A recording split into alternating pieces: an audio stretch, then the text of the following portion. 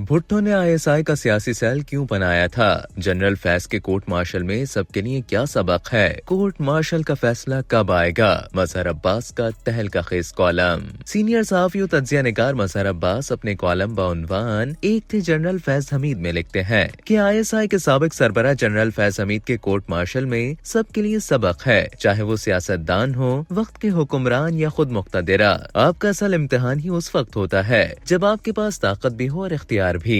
ये मुकदमा हमारी सियासी तारीख के अहम तरीन मुकदमात में से एक है, क्योंकि बरसा बरस से हमारे यहाँ ये बहस आम है कि उमूर मुमलिकत में मुक्तदरा का सियासी किरदार नहीं होना चाहिए। और अब तो खुद उनकी तरफ से भी बार बार ये वाज़ेह ऐलान भी आता रहा है कि सियासतदान अपने मामलात खुद हल करें बातचीत के जरिए। अगर वाकई सियासत में रियासत की मुदाखलत खत्म होती है तो ये जिम्मेदारी सिविलियन हुक्मरानों और सियासतदानों पर होगी कि वो मुल्क को किस डगर पर लेकर जाते हैं। मगर क्या आने वाले वक्त में ऐसा होगा? इस पर अब भी सवाल या निशान है। जनरल फैज हमीद अपने वक्त के ताकतवर तरीन अफसर थे, जो तसलसल थे उस पॉलिसी का जो हमें सियासत में मुसलसल मुदाखलत की नजर आती है। जनरल हमीद गुल से लेकर आज तक। मजहर अब्बास के मुताबिक ये बात भी तारीखी तौर पर दुरुस्त है कि आईएसआई का सियासी सेल साबिक सिविलियन वजीर आजम जुल्फिकार अली भुट्टो ने 1974 में एक खत के जरिए कायम किया, जिसका बुनियादी मकसद उस वक्त की अपोजिशन की सबसे मौसर जमातें बाएं बाजू की नेशनल अवामी पार्टी को दबाना और उस हवाले से खबरें जमा करना था।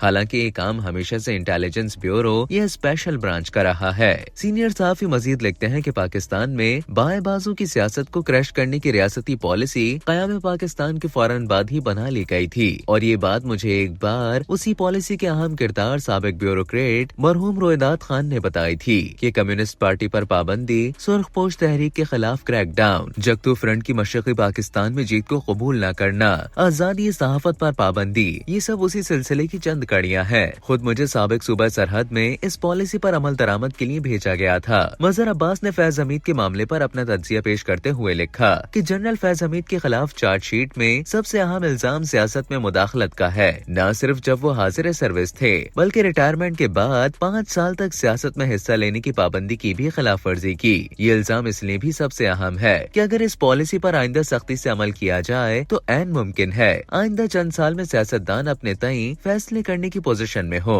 आखिर बच्चे भी एक उम्र तक उंगली पकड़कर चलते हैं। इस कोर्ट मार्शल का फैसला कब और क्या आता है, इसका इंतजार शायद तवील न हो। और जब हम 8 फरवरी के 1 साल मुकम्मल होने पर 2025 में इलेक्शन में मुदाखलत पर तज्जिया पेश कर रहे हो तो कुछ मुस्बत तब्दीली नजर आए। कॉलम निगार आगे लिखते हैं कि न जाने क्यों जब इस फील्ड जनरल कोर्ट मार्शल की खबर सुनी तो मुझे डॉन लीक्स और साबिक सेनेटर हासिल बिजंजो मरहूम याद आए। जनरल गुल का 1988 में इस्लामी जमहूरी इत्तेहाद बनाना और फिर एतराफ करना और फिर तारीखी असगर खान केस याद आए। न जाने क्यों मुझे अपने सहाफी साथी और एंकर हामिद मीर पर हमला और उसके बाद जो कुछ जियो और जंग के साथ हुआ वो याद आया। न जाने क्यों मुझे नामवर एंकर अरशद शरीफ याद आया, जिसे पाकिस्तान छोड़ने पर मजबूर किया गया, फिर बैरून मुल्क में ही शहीद कर दिया गया। किरदार बदलते रहे मगर सियासत में मुदाखलत के नताइज में जमहूरियत और आजादी इजहार से दूर करते चले गए। आज भी सहाफत पर सख्त पॉलिसी बनाई जा रही है। मजहर अब्बास के मुताबिक हालिया बरसों में आईएसआई के ज्यादातर सरबराहों पर मजमूई तौर पर इल्जाम रहा कि वो सियासी मामलात में मुदाखलत करते हैं, चाहे वो जनरल पाशा हो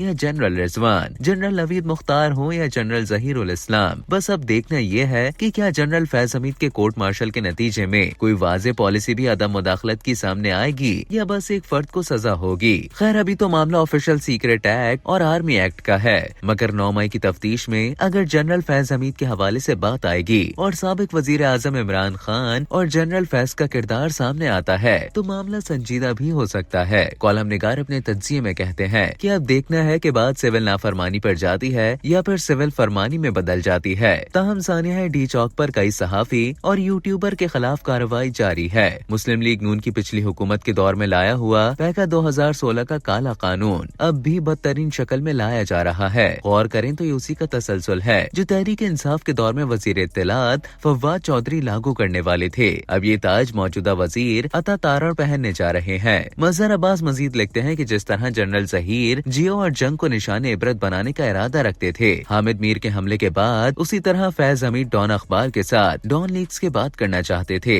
तसव्वुर करें कि पाकिस्तान के 2 बड़े मीडिया हाउसेस के साथ पिछले चंद साल में जो हुआ यही हमारी सियासत के साथ हुआ। कभी नवाज शरीफ को मीडिया से ब्लैक लिस्ट किया गया तो कभी अल्ताफ हुसैन को, और अब अब इमरान खान को। ये एक तसलसल है उसी पॉलिसी का जिसका बुनियादी नुक्ता ही सियासत में मुदाखलत है। अगर आज रियासत ने ये फैसला कर ही लिया है कि फैज हमीद ने ऑफिशियल सीक्रेट एक्ट और आर्मी एक्ट की खिलाफ वर्जी करते हुए सियासी मामलात में मुदाखलत की, तो इसका नतीजा आने के बाद उम्मीद लगाई जा सकती है कि आइंदा ऐसा न हो। कॉलम निगार के मुताबिक पाकिस्तान की सिक्योरिटी मामलात बहुत संगीन है। दहशतगर्दी और इंतहा पसंदी आज भी हमारा सबसे बड़ा मसला है। इसलिए जरूरी है कि हमारे इदारे सियासत को सियासतदानों पर छोड़ दें। सानिहा आर्मी पब्लिक स्कूल को भी 10 साल गुजर गए और साथ मशरक़ी पाकिस्तान को 53 साल। क्या कोई सबक सीखा? आज बलूचिस्तान खैबर पख्तूनख्वा देखें, बात बड़े सियासतदानों से निकलकर मंजूर पश्तीन और महारंग बलूच तक आ गई है। इसको समझने की जरूरत है। सहाफियों पर मुकदमात कायम करने, गिरफ्तार करने या हिरासा करने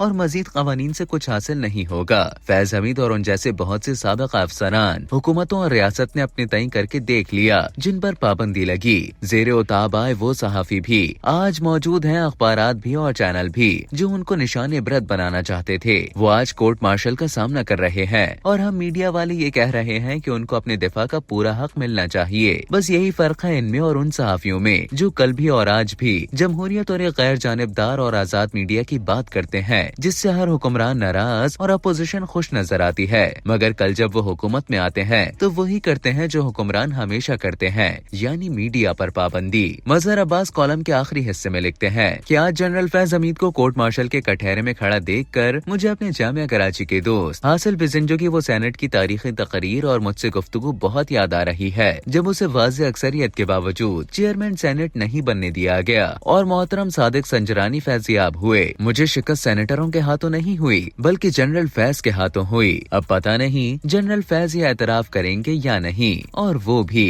जो उसे जमीर के वोट कहते हैं।